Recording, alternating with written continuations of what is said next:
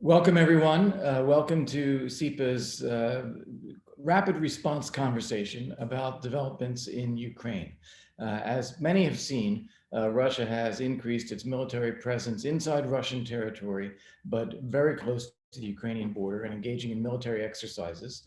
Some estimates put this as many as 20 to 25,000 troops. This comes on top of increasing military equipment and deployments in Crimea, which Russia claims to have annexed from Ukraine, but remains Ukrainian territory, as well as evidence of some additional Russian equipment in the occupied Donbass, and increased ceasefire violations and a renewed level of violence in the occupied areas. With all that, it is worth looking at what is happening and what the international response has been.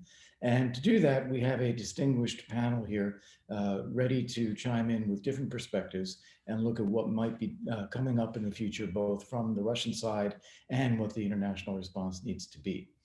Joining us today, we have Alina Polyakova, the president and CEO of SIPA, and Toomas Hendrik Ilves, former president of Estonia, who is a distinguished fellow at SIPA.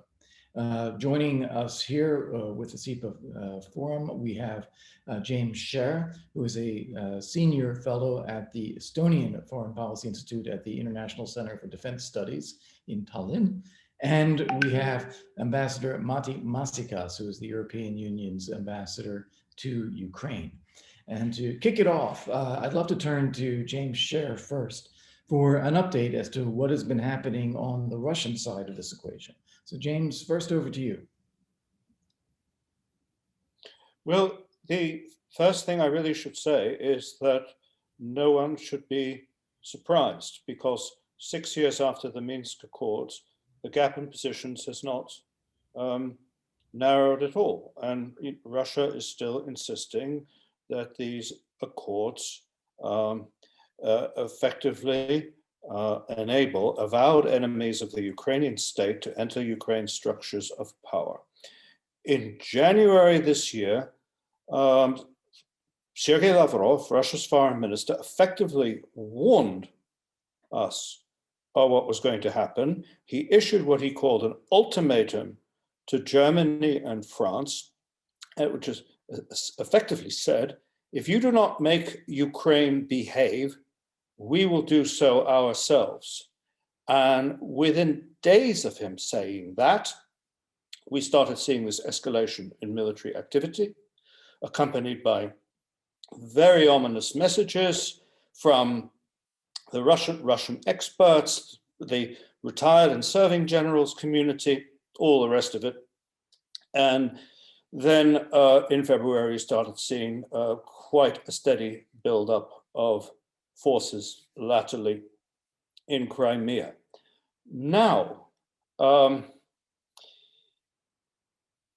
we should remind ourselves that Russia is the world's expert in massing, mobilizing, and maneuvering troops in order to frighten its opponents to death, particularly when, as in this case, they are militarily demonstrably weaker than their opponents.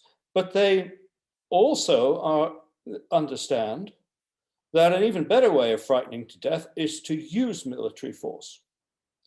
And so all of this is occurring not only against a political context, but in conditions where the United States does not have much usable coercive capability to deploy.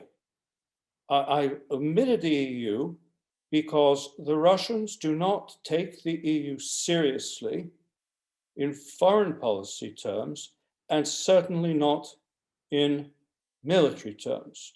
And the latest video conference between Macron, Merkel, and Putin in the midst of this, which supposedly combined concerns and warnings about what was happening in Ukraine with discussion about Sputnik vaccine and other matters, simply reinforced this impression of EU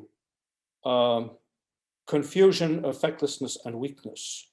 So, to my mind, the real question which a lot of you are going to address, is how does the United States provide clear blue water between its own policy, its own responses, and Europe's policy and the Minsk process, which never included the United States. The United States is not bound by it. One more point. Until these Crimea deployments, the most realistic military option, most attractive to me and a number of others, and it's been discussed for years, has been to move designated Russian troops to the demarcation line, designate them as peacekeepers, so that if Ukrainian forces have to retaliate, they are no longer defending themselves against this hodgepodge, this fig leaf of Russian proxy forces. They will find themselves in opposition with serious general purpose Russian troops. The Crimea buildup suggests, and there have also been long warnings of this, that they're thinking in much broader and ambitious terms. As they themselves have warned, clearing Ukraine from the Sea of Azov, possibly even striking to the Dnieper. And of course, they don't want us to know the answer to any of these enigmas. Yeah. So thank you, James, for that. Thank you for that good overview. I want to turn to President Ilves and just get his sense, having lived in this area for a long time. What do you think President Putin's actual objectives are? Is it indeed the precursor to a real military action, a new war, either to seize water for Crimea or to push out somewhere in the Donbass, or is it more intimidation? And is it intimidation of Ukraine, of the United States, of Europe, or all three? What do you think Putin is doing here? Thank you. Well, minimally, I think it's intimidation to see how the West will respond at this time, especially since there is a new U.S. president, whereas with the previous administration, he could almost count on an anti-Ukrainian position from the United States, at least from the highest levels. And so testing would be the minimal thing. See, what will Biden do? There's not much testing involved when it comes to the European Union, though I did see that we have achieved a new level of concern this morning when I read that Borrell said he is severely concerned. We have not heard severely concerned yet, but nonetheless, that is a new level of alarm. And I think he will play it by ear to see how it goes, hoping there will be some excuse to actually do something, since we know that it's something that Saakashvili fell for in 2008. He will not be able to do the little green men scenario or the Gleivich radio station of 1939. It's been tried, and so it won't work, at least until Western naivete takes over again. But at this point, I think we're fully primed for little green men scenarios, and that would not wash with anyone.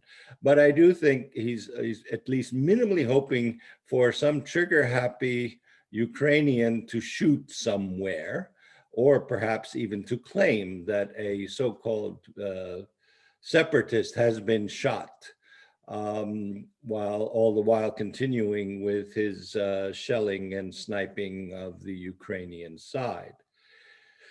Now, the really dreadful scenario is that he in fact does attack, and there is some motivation to do this, which seems to be the water supply in Crimea, which, since the water for Crimea resides in Ukraine, and Ukraine basically says, why should we give our occupied territories water?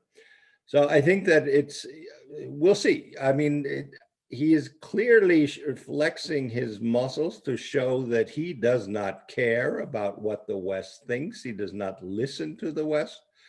the West has played it badly so far. I think that the idea of Macron and Merkel having a tripartite discussion over the head of Ukraine is not something that really bodes well for EU diplomacy, though we might hear something from Ambassador Maasikas on how Ukraine has taken that. And so basically, I just check hourly to see what has happened now, and I do not understand what the motivation is. But we also do note, and I think this is important to keep in mind, that there has been a lot of very bellicose rhetoric in the Russian media, which means that they at least are minimally priming the Russian public for a potential military action, blaming it, of course, on Ukraine. Peskov has made some comments warning Ukraine in addition to what Lavrov has said. And so to quote George W. Bush, nothing is off the table from their point of view at this point, and that is what concerns me. Thank you so much. And one of the things you raised, Mr. President, I just want to highlight it for viewers here, is how Russia uses disinformation. It has done several things here that have contributed to Russia's own narrative. So, for example, you mentioned the idea of staging a provocation to which Russia then responds. They already tried that once by claiming that Ukrainian forces had killed a 5-year-old child in the occupied area with a drone strike. Not true, but it was intended to convey that. They conducted this call, as you said, Putin with Merkel and Macron without the Ukrainians, whereas the readout from France and Germany said Ukraine was discussed among many things. The Russian readout was to make it all about Ukraine, which is a way of psychologically pressuring Kyiv as well. And then to give some credence even to what the Russians are doing, just the other day, France and Germany came out and called for restraint on both sides, reflecting very much the Russian narrative that Ukraine is somehow acting provocatively when Ukraine has done almost nothing so far.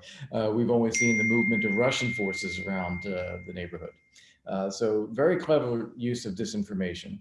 Also, some of the statements from Russia have been very ominous, saying that Ukraine is about to launch a military operation and that Ukraine cannot survive another conflict, all of which asserting that it's Ukraine's responsibility, but putting on notice that Russia has the military capability to do some real damage. So it's a very interesting and very good use, I would say, effective use of disinformation or information operations as compared to what the West is doing. I'd like to take it to Ukraine for a moment now, and Ambassador Maasikas is there. First off, how do these things look from inside Ukraine? You're in Kyiv, you're talking with people. What do they perceive happening?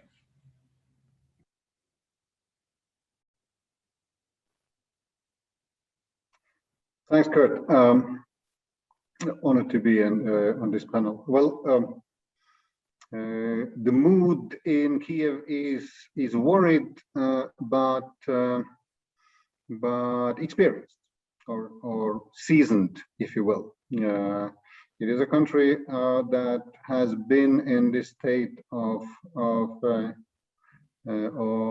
facing Russian aggression for 7 years already, and Ukrainians have gotten used even to the situations and statements by the neighbor saying, well, we are moving our troops at your borders, but it shouldn't be a worry of it's no danger to anyone. I think it would be useful to see how Zelensky's presidency and Zelensky's leadership has evolved during the 2 years in office for him, and that may give you some clues for the current situation as well. Zelensky was elected with a landslide One of the main reasons being he promised to bring peace. And he was sincere, and people believed and still believe today that this is still the case, that Volodymyr Zelensky, the president, sincerely wants peace, wants to end that war. And he did several steps, some of which at quite high domestic political cost, like aligning Ukraine to the Steinmeier formula back in 2019, that then enabled the Normandy Format Summit. Ukraine has built and equipped several entry-exit crossing points at the line of contact to ease life and also to ease tensions and ease emotions there. These steps are not being reciprocated by Russia. Nothing of it has been reciprocated. And of the December Normandy Format Summit decisions, only one, the ceasefire, has been partially implemented since last July. So lately, Zelensky and his administration has stepped up fight against the hybrid aggression there on. The free TV channels are being closed, and sanctions have been slapped on Ukrainian citizens, including high-level politicians, on the allegation of financing terrorism, meaning doing business with the de facto authorities in Donetsk and Luhansk. So it is a certain shift in the approach. At the same time, the Ukrainian side constantly provides, constantly makes proposals in the trilateral contact group, constantly tries to advance solution and the diplomatic process, and this is not being reciprocated. On the EU's policy, James Sher rightly said, the US is not bound by Minsk. The EU, although not being a party, feels very strongly bound by Minsk to the extent that the whole EU's policy towards Russia has been linked to full implementation of the Minsk agreements since 2016, and this is to stay so. Charles Michel, the president of the European Council, visited Kiev and visited the line of contact early March, stating Ukraine is not alone, we are with you, and stating that Russia is party and not the mediator in this conflict. These are very clear statements, very clear. This is very clear policy that's not to change. High Representative for EU's foreign and security policy, Borrell, called Foreign Minister Kuleba on Sunday, on Easter Sunday, offering full support and inviting Kuleba to join the EU's foreign ministers meeting on 19th of April, where the situation can be discussed further. So this is also partly to answer President Ilves' question: how have the Ukrainians received EU positions directly and clearly? Thank you. That's great. Thank you very much, Matti. And I was going to ask you about the EU response, so you covered that as well.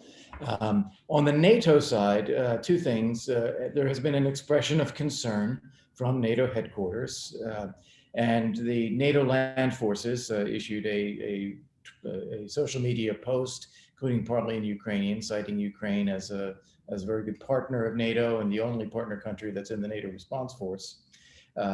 And also they allowed news to be published now, as opposed to what would normally be the case of waiting until the summer, about a NATO exercise in Ukraine this summer involving 5 different NATO countries, the UK leading that.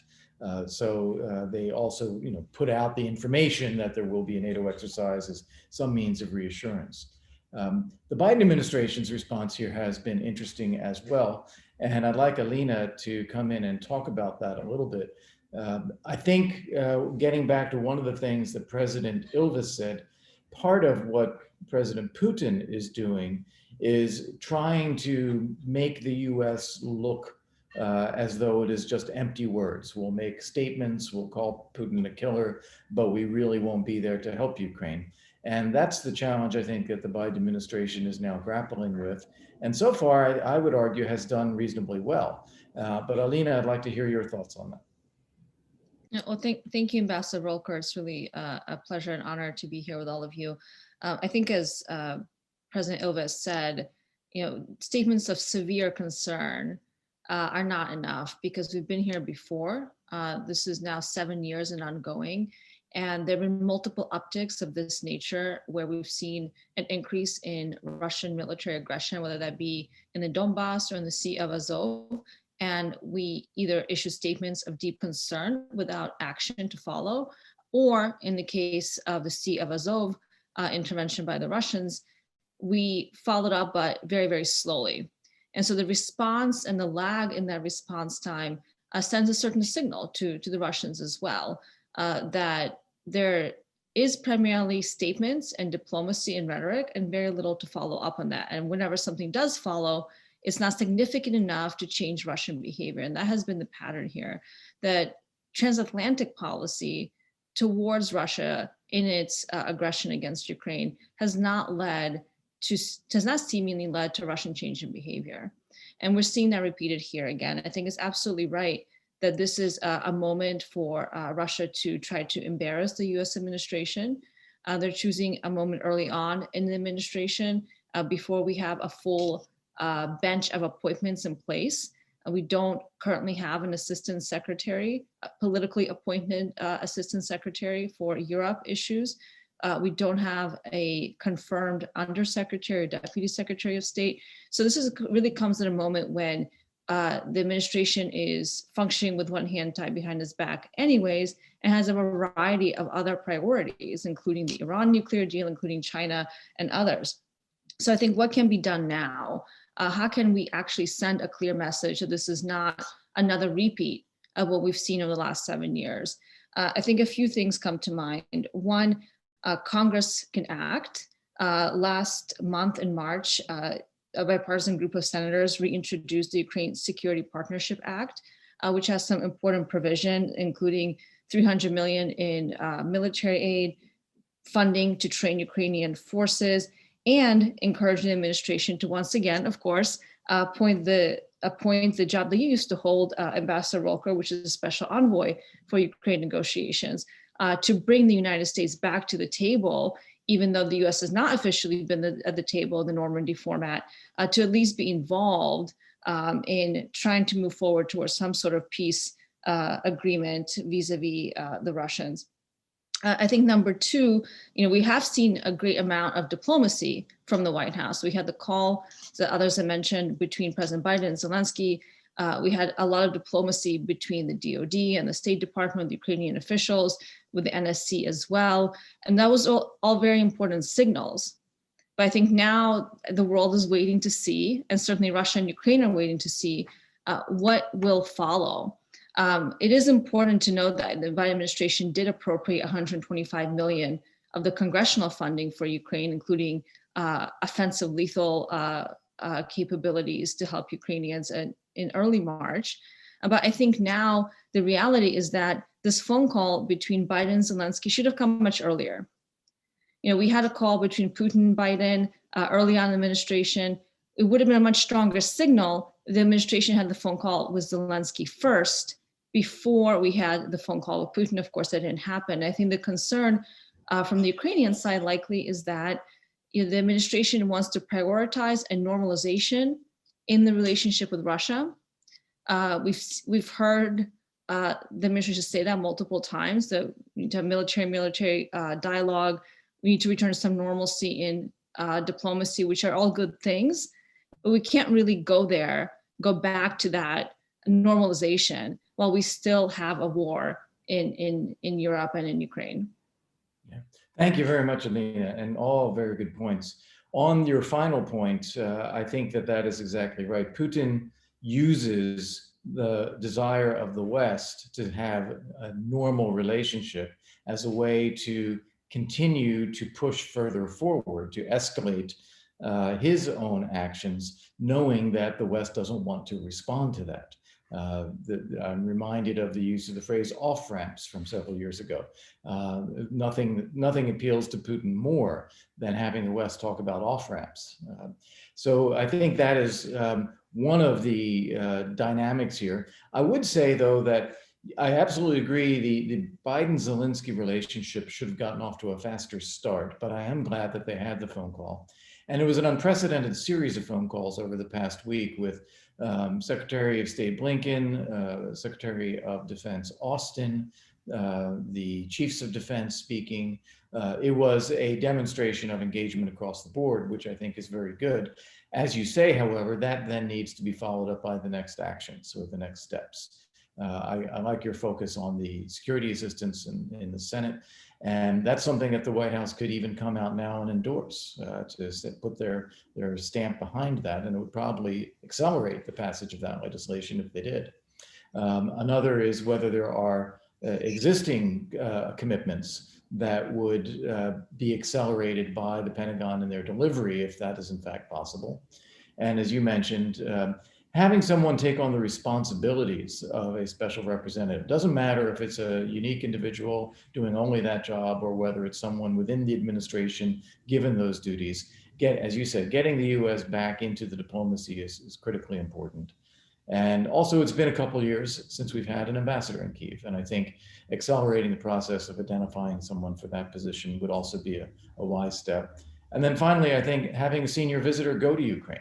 I think that nothing substitutes for the presence of a senior American in country, as well as the ability of that person to gather their own perceptions and bring them back to Washington. So there are a number of additional things that could be added on as follow-on to what has already been, I think, a good start, but obviously, as you said, more needs to be done. I'd like to open it up for a little bit more round of conversation. And James, we started with you. I'd like you to come back in and comment on anything that you've heard on the European reaction or any additional comments about Russia. 3 brief disconnected comments on all these points. First, I fully agree with the ambassador that when Zelensky first came to power, he clearly did not understand what he was dealing with and who he was dealing with. I think he now gets it. He now finally understands that Russia is an existential threat to Ukraine. And by the way, his dismissal of Viktor Medvedchuk, who no one dared touch, this is effectively Putin's plenipotentiary in Ukraine, was a major step, and it did have an impact in Russia. So that's one point. Secondly, I think the EU would be taken a bit more seriously if someone finally said openly, Ukraine has a right to defend itself. And that is never said, as President Ilves mentioned.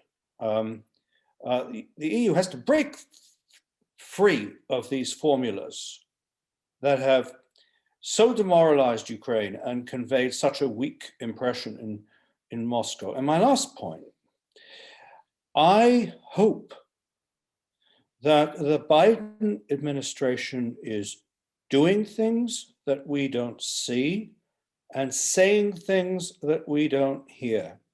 And if I ask that as a question to Secretary Blinken or anyone else, I'd be very comforted if they just said, yes.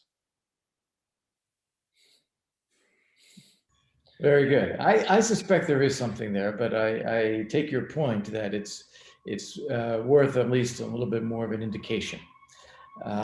Matti, I wanted to come to you because James and President Ilves both mentioned something that we didn't touch on, which is the domestic moves that President Zelensky has made against Medvedchuk, even in some cases against Kolomoisky, Do you think that some of what Putin is doing is retaliation for moves against what are perceived to be Russian interests inside Ukraine? Makes no point for me to speculate on President Putin's intentions. Okay.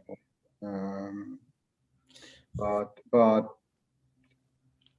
truth to be said, the shift that I described earlier is real. I mean, for what the Ukrainian they have, of course, not abandoned the Minsk Avenue, not at all, but it is also a sign of becoming more skillful, more mature, if you will, in this game, employing some other avenues, employing some other tools as well. It's not only let's go to Minsk and try to negotiate, or let's call a summit and try to negotiate. No, it's answering and responding to the aggression, partly hybrid, on several fronts. So I think it's the Ukrainian strategy has grown more sophisticated in that sense. Yeah, I would agree with that. President Ilves, I want to come back to the international response again. You've been in every meeting that can possibly take place, from NATO summits to EU summits to bilateral meetings and so forth. What more do you want to see from your former colleagues as presidents and prime ministers and the leaders of the transatlantic community? Well, I would certainly like to see some kind of statements on the order of real consequences, not maybe necessarily spelled out exactly, but consequences in case the situation escalates as it has as it did in 2008 in Georgia and in 2014 in Ukraine. That there will be consequences. I mean, statements urging de-escalation toward a side that has not escalated a thing really diminishes the authority of two major countries and the lead countries on Ukraine in the European Union, and I thought was absurd. At least the statement that if there is aggression against Ukraine, there will be rapid reactions, responses, consequences. I don't imagine an EU rapid response force landing with boots on the ground.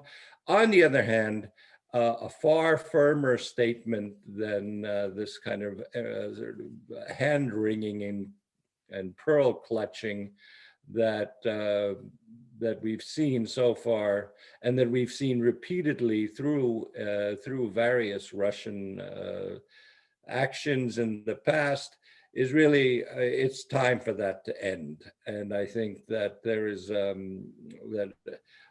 if the EU is to play a role in foreign policy, then it has to take a firmer stand. And if in case, nonetheless, the Russians carry through, that then there will be indeed a response, and not a meeting 3 weeks later when the foreign ministers will discuss what are we going to do.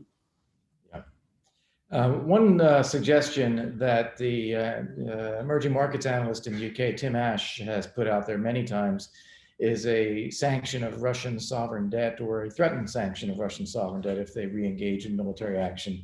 Do you think that's feasible? I mean, I'm not enough of a financial expert to say whether that's technically feasible. I think that most likely Germany would not want to do that. But I mean, it depends really on what happens. And if it's as substantial as it was in 2014, which met with no real resistance on the part of the European Union, then certainly I can imagine a number of countries arguing for it. How united the EU is another matter. I mean, I'm beginning to have more and more doubts about Hungary, given its behavior regarding Ukraine within NATO. The dependence upon Sputnik vaccine and on a part of several countries in the European Union. I'm sure they're thinking about that as well, since this has led to domestic crises in the European Union because there's not enough vaccine. So it's a tough situation. I think I really do believe at this point that that things would be made much easier with US leadership in this area, and this might be the first real test case of leadership of the Western countries on the part of the US after a long time of its absence. Yeah, very interesting, very interesting. Lena, let's take it back to you to close us out. Well, I do want to give a quick comment on sanctions, and then I think Ambassador Maasikas had wanted to come in, so I want to give him a minute to do that as well. It's surprising to me that we haven't talked about sanctions as explicitly in this conversation, because of course that remains a tool that we have. I think in the past, in the case of the Russian war against Ukraine, we've used targeted sanctions against individuals, some sectoral sanctions at the beginning of the conflict in 2014, which did hurt. Those sectoral sanctions did hurt significantly, but the Russians have adapted to that. And I think they have been quite sophisticated in their ability to adapt to the sanctions regime. And they seem to display now a lack of concern. Whereas we display severe concern or deep concern, they don't seem to care that much about the potential risk of additional sanctions. And I think that was what that is a signal of, is that we haven't really addressed the real points of pressure and vulnerabilities in the Kremlin with our sanctions capabilities. I think if we really want to make it hurt and send a clear message, there's gas and oil exports, gas being a dominant one when it comes to the EU relationship. The Nord Stream 2 pipeline is a huge part of the calculus here. And that, of course, has profound consequences for Ukraine if that pipeline is indeed finished, which it looks likely that it will be. But there could be more pressure that the US tries to apply, probably quietly, to Germany to at least try to shift that dimension of Russian ability to put pressure on Ukraine by subverting it through the Nord Stream 2 pipeline. And two, targeted sanctions on assets, the illicitly acquired assets of key Russian oligarchs, of people who are close to the Kremlin, who are close to Putin himself. I don't think we need to drop the nuclear bomb of something like cutting Russia out of SWIFT. That's also been suggested. I don't think that would be productive in a global economy. On the sovereign debt sanctions, again, I think that's an interesting idea to consider, and was considered 7 years ago. I think now is the time to send a clear message that we're not going to do a repeat. And then there are still tools in the economic toolkit that we can bring forward in a way that we haven't done before. So we do have options here, is the point. Very good, very good. And Matti, to come back in as well. Thanks. Just one thing to what President Ilves said about the pace of possible reactions. Nobody, of course, wants the repetition of 2014, but in the very acute phase, I, representing then Estonia in the EU in Brussels, was able to witness how the EU could mobilize itself pretty quickly and also do things that nobody thought the EU would ever be able to do in terms of economic sanctions and so on. So nobody wants the repetition of 2014, but I don't think it makes sense to doubt the ability. Thank you very much. Any last words from our panel? Then let me just say, James, yes. The Russians are the world's experts in advertising their strengths and using them. We must be more focused on their weaknesses, which are real and growing. We must be more focused, more concerted, and more nimble. But it's late in the day. to be starting this. Well, that's a very interesting point, James, and it leads to something that I had wanted to say earlier and then didn't come back to it. But I think also it's very important for the West, for the US, EU, NATO, to have our own strategy for working with and supporting the success of Ukraine, independent of Russia's actions. We often look at this through the lens of how do we respond to Russia, when in fact Ukraine is a country of 40 million people, largest geographically fully within Europe, tremendous natural resources, tremendous potential for economic growth. And we should see it in our own interest as essential to help Ukraine succeed, independent of what Russia's doing. And with that perspective in mind, I think we might find ourselves a little bit more nimble and engaged and assertive when it comes to working with Ukraine than we do when it's only a worry about what do we do about the Russian military. So with that, I'd like to thank all of our panelists, Ambassador of the EU to Ukraine, Ambassador Matti Maasikas, former President of Estonia and Distinguished Fellow at SIPA, Tom Ilves, James Scher at the Estonian Foreign Policy Institute at the International Center for Defense Studies in Tallinn, and our fearless leader at SIPA, our President and CEO, Alina Polyakova. So thank you all for joining us. This has been a SIPA Rapid Response conversation, and we look forward to engaging with you on social media. Take care.